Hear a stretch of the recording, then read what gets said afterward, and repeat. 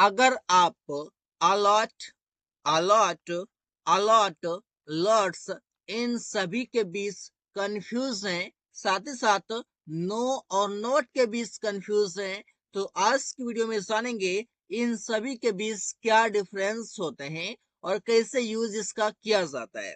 Guys बहुत ही easy है। अपने स्पीकिंग में, अपने राइटिंग में हम लोग काफी इसका यूज करते हैं, बट समझ आना चाहिए कि इसका यूज हम कब करते हैं, कैसे करते हैं और किस लिए करते हैं।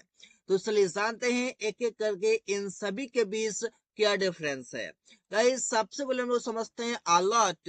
अलॉट और और लॉट, ये दोनों के बीच आपका स्पेस है, जिसका कि हिंदी आपका बहुत, बहुत सारा, कई सारे, इस प्रकार के इसके हिंदी होते हैं। आप समझते हैं इसका यूज कैसे करना है। गाइस अलॉट का जो मतलब है, इसका मतलब होता है लार्ज नंबर ऑफ, या फिर मैनी या मच। इस प्रकार से आप बोलते हैं मतलब कि बहुत, लार्ज नंबर ऑफ मतलब कि बहुत सारे, या फिर कई सारे, इस प्रकार से आप इसका यूज करते हैं। आप देखिए क्या है, कैसे इसका एग्जांपल होगा। इसे बोलते हैं I have a lot of pens, मतलब कि मुझे कई सारे कलमे हैं। आप समझिएगा यहाँ पर कई सारे जो लिखे हैं, इसीलिए आप लिखते हैं यहाँ पर अलॉट। और यहाँ पर एक बात ये देखना है कि अलॉट जो आप यूज करते हैं, इसके बाद अगर आपका कोई नाउन आ रहा है, तो या फिर आपका कोई प्रोनाउन आ रहा है, तो आपको यहाँ पर यूज करना होगा ऑफ, मतलब अलॉट ऑफ, इस प्रकार से। इसके बाद आपको देखिए पेन, आपका क्या एक नाउन है जो कि ऑफ आया हुआ है इसके पहले। इसी प्रकार से आप और भी देखते हैं, जैसे कि Rahul is doing a lot of works, it means Rahul कई सारे काम कर रहे हैं। समझेगा, कई सारे काम या फिर कई सारी काम, ये मतलब क्या है, अलॉट ऑफ से मतलब है अलॉट ऑफ, इसके बाद आप यूज करेंगे। गाइस बहुत ही इजी है। अलॉट के बाद अगर आपका कोई आगे वर्ड आता है, तो आप बीच में ऑफ जरूर लगाएं। इसी प्रकार से जैसे कि दे swim a lot of time in the river, मतलब वे लोग नदी में अधिक समय नहाते हैं। गाइस मैं बता दूं कि अलॉट जो आपका लिखा हुआ है, अलॉट मतलब होता है बहुत, बहुत सारे, कई सारे या बहुत सारा, इसके लिए आप यूज करते हैं। इसके बाद जो आपका कोई नाउन आएगा, वो नाउन आपका काउंटेबल भी हो सकता है और अनकाउंटेबल भी हो सकता है। मतलब कि काउंटेबल नाउन, अनकाउंटेबल नाउन, दोनों नाउन आपका यहाँ पर आएगा। जैसा भी आप यूज करेंगे, हर तरीके के सेंटेंस में इसका यूज आप कर सकते हैं। बहुत ही इजी वे में आप बहुत सारे, कई सारे, कई सारे, इस प्रकार से आप यूज करते हैं। और भी एग्जांपल्स है, जैसे कि सी स्पीक्स अ लॉट, वह बहुत बोलती है, बहुत ज्यादा बोलती है। इट मीन्स पॉजिटिव सेंस में, not negative sense. Negative sense अगर आपको यूज करना है, तो आप बोल सकते हैं सी स्पीक्स टू मच। आप यहाँ पर टू मच आपके लिए लिखा हुआ है, जो कि आप बहुत सारे के लिए आप यूज कर सकते हैं, या फिर अधिक के लिए बोल सकते हैं। यहाँ पर आपका लिखा हुआ है नेगेटिव सेंस के लिए, लेकिन आप यहाँ पर अलॉट से मतलब है कि आपका पॉजिटिव सेंस है, ऐसे आप समझेंगे। ऐसे स्पीक्स अलॉट, वो बहुत बोलती है, इस पर से आप बोलते हैं।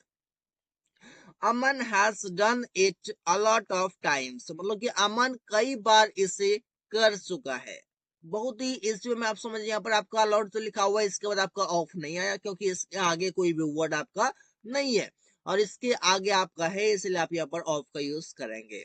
इसी बात से I gave you money a lot of times, मतलब कि मैंने तुम्हें कई बार पैसे दिया, इस पर से बोल सकते हैं। या फिर आप बोलेंगे राहुल हेल्प्ड मी अलॉट, देखिए अलॉट के बाद आपका कोई भी वर्ड नहीं है, इसलिए आप ऑफ का यूज नहीं करेंगे। राहुल हेल्प्ड मी अलॉट, मुझे, राहुल ने मुझे बहुत मदद किया, ऐसे आप बोलते हैं बहुत मदद किया, बहुत, कई बार मदद किया, ऐसे भी आप कह सकते हैं। बहुत ही इजी वे में गाइस आप यूज करते हैं इसका। आगे आपका अलॉट, जिसके बेस आपका देखना है कि अलॉट तो लिखा हुआ है, इसका यूज कैसे करते हैं गाइस। अब ऐसे तो हम लोग जानते हैं कि इसका मतलब होता है बहुत सारा, बहुत ज्यादा, अधिक, कई, इस पर से हम यूज करते हैं। लेकिन मैं आपको बता दूंगा इस कि ये जो आपका अलॉट है, इसमें क्या आपका सिंगल एल है। अब ये इसका मतलब कुछ नहीं होता। पहली बात तो आप ये समझ लीजिए कि ये अलॉट का मतलब कुछ नहीं होता, बल्कि हम लोग समझते हैं कि ये अलॉट भी मीनिंग वाला है। मीनिंग इसका नहीं है। मीनिंग आपका ये होगा कि अगर आप बीच में और एक एल लगा देंगे, जैसे कि ये लिखा हुआ है, तो इसका मतलब होता है। लेकिन आपका जो यहाँ पर अलॉट लिखा हुआ है, इसका मतलब जो होता है गाइस, टू डिवाइड या फिर टू डिस्ट्रीब्यूट। देखिए डिवाइड मतलब क्या होता है, बांटना। डिस्ट्रीब्यूट मीन्स बांटना। बांटने के सेंस में आप अलॉट का यूज करते हैं, और अलॉट आपका एक वर्ब के तरह यूज किया जाएगा सेंटेंस में। बहुत ही इजी वे में और गहराई से समझिए, सारी चीजें आपको समझ आने वाली है। ये अलॉट का मतलब कुछ नहीं होगा, आप सीधी सी बात समझ लीजिए, आपका रॉन्ग है। अब एग्जांपल देखिए कैसे है, Rahul allotted many things to them. It means Rahul उनको कई सारी चीजें बांटा। बांटा मीन्स क्या किया, डिस्ट्रीब्यूट किया, मीन्स डिवाइड किया, ऐसे में सिंपली बोलते हैं। लेकिन अलॉट का भी मतलब होता है डिस्ट्रीब्यूट या फिर डिवाइड करना। तो आप यहाँ पर क्या यूज करेंगे, अलॉट का यूज करेंगे, जो कि अलॉट का आपका सेकेंड फॉर्म आएगा। अलॉट में अलॉटेड हो जाएगा, और लास्ट में आपको डबल टी करना है और एडी जोड़ना है। She allotted sweets to children. It means उसने बच्चों को मिठाइयां बांटी, उसने बच्चे को मिठाइयां बांटी। She allotted sweets to children. इसी प्रकार से Aman has allotted many pens to all. It means Aman सभी को, सभी को मतलब क्या, टू ऑल, कई सारे कलमें बांटी है या फिर बांटा है। अमन सभी को कई सारे कलमें बांटा है। Aman has allotted many pens to all. इसी प्रकार से you are allotting work among Rahul, Aman and Rohit. It means तुम राहुल, अमन और सुमन को काम बांट रहे हो। इट मीन्स ये सबको अपना अपना डिपार्टमेंट दे रहे हो, अपना अपना एरिया दे रहे हो, काम बांट रहे हो। इस पर सब बोलते हैं अलॉट मीन्स डिस्ट्रीब्यूट करना या फिर डिवाइड करना। इस सेंस में आप यूज कर सकते हैं अलॉट वर्ड का बहुत ही इजी वे में, जो कि आपका वर्ब है। कभी आपका सेकेंड फॉर्म में आएगा, कभी फर्स्ट फॉर्म में आएगा, कभी थर्ड फॉर्म में आएगा, कैसे कभी फोर्थ फॉर्म में आएगा, और कभी आपका फिफ्थ फॉर्म में भी आ सकता है। गाइस बहुत ही इजी वे में हम लोग समझेंगे, जैसे कि she allotted many blankets to the poor. It means उसने गरीबों को बहुत सारे कंबल बांटी। इस बार से बोलते हैं अलॉटेड मतलब बांटी, डिस्ट्रीब्यूट की।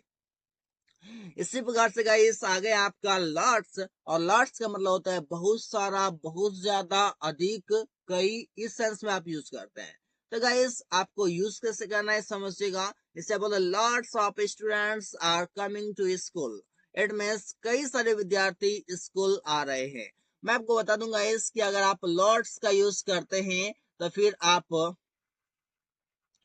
लॉट्स का अगर आप यूज करते हैं तो इसके बाद आपको या फिर इससे पहले आपको ए का यूज नहीं करना होता है।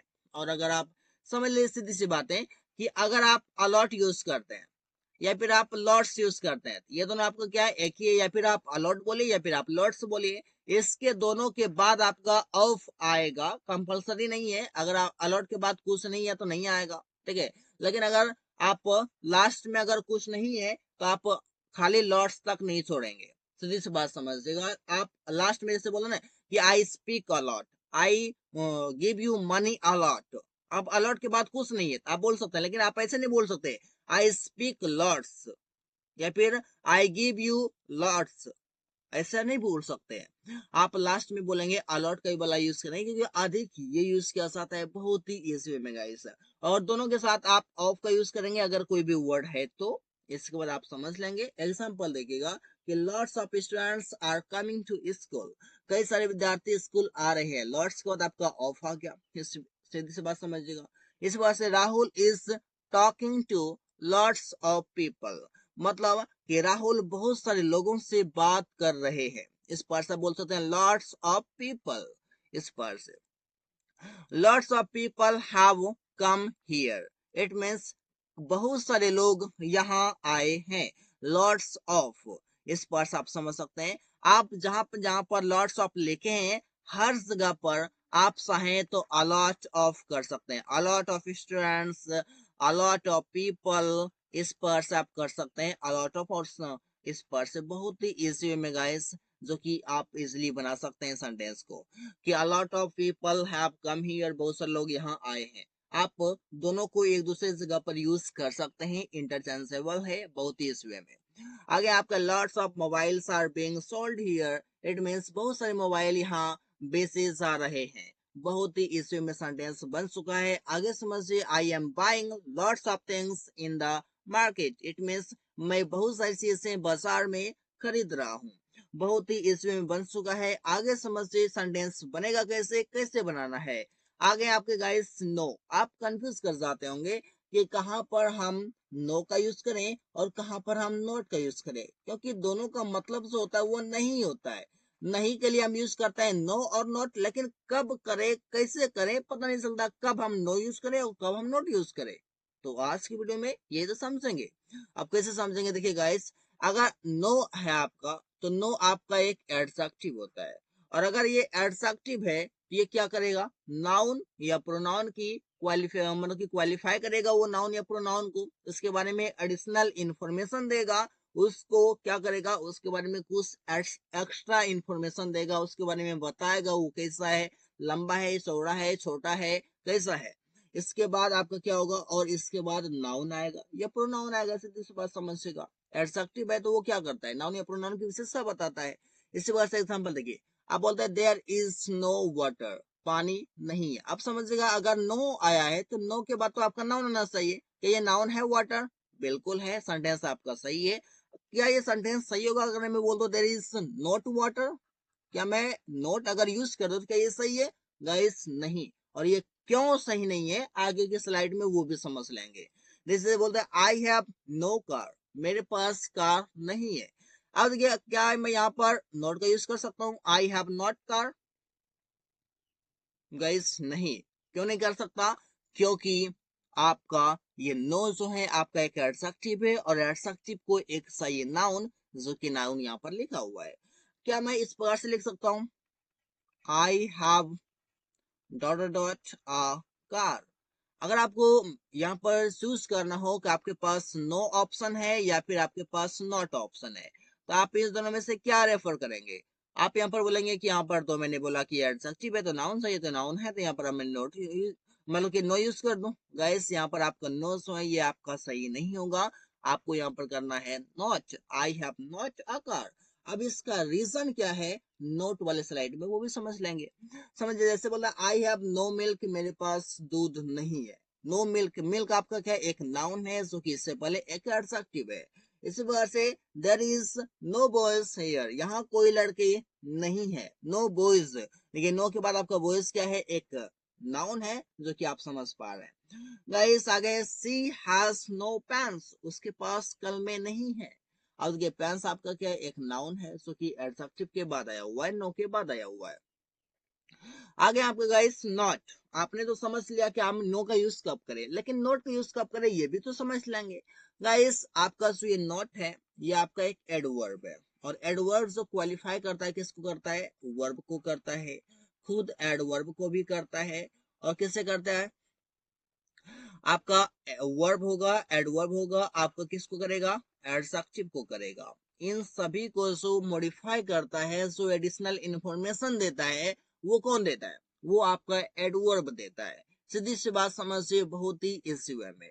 अब इस प्रकार से आप सेंटेंस को बना लेंगे। अब सेंटेंस बनेगा कैसे समझिएगा, अगर आपका यहाँ पर नॉट है तो इसके बाद आपका क्या होगा, कोई भी नाउन आएगा तो आपका आर्टिकल भी आ सकता है, कोई आपका डिटरमिनर भी आ सकता है, आ सकता है। लेकिन अगर आप नो यूज करने से आ रहे हैं, इसके बाद एकदम सीधा नाउन या प्रोनाउन आना चाहिए, नहीं तो आपका वो सेंटेंस में नो यूज नहीं किया जाएगा। अगर आप आर्टिकल ए या एन या फिर और कुछ भी करती हैं तो फिर आपका क्या होगा, वहां पर आपका नो यूज नहीं होगा। जैसे आप नहीं कर सकते कि there is there is no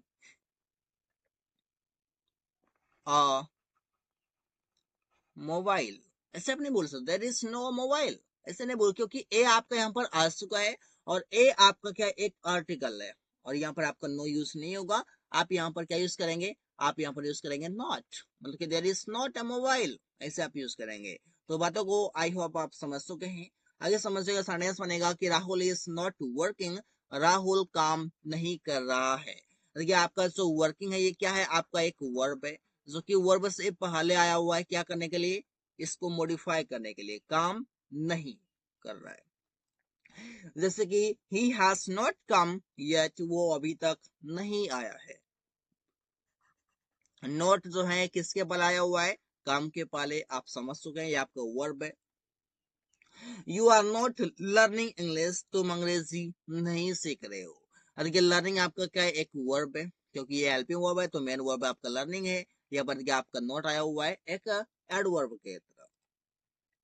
I am not playing, मैं नहीं खेल रहा हूँ। प्लेइंग आपका क्या है? एक वर्ब है, जो कि इससे पहले आपका नोट आया हुआ है। इसी वर्ड से इज नॉट सिटिंग, वो बैठी नहीं है।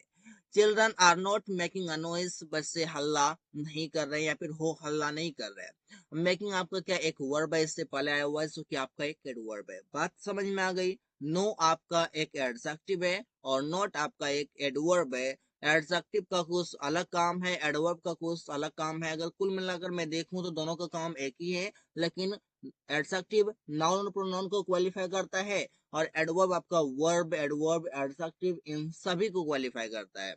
इस पार्ट से आप समझ सकते हैं। So guys, thanks for watching, that's all for today. I hope you have got this point.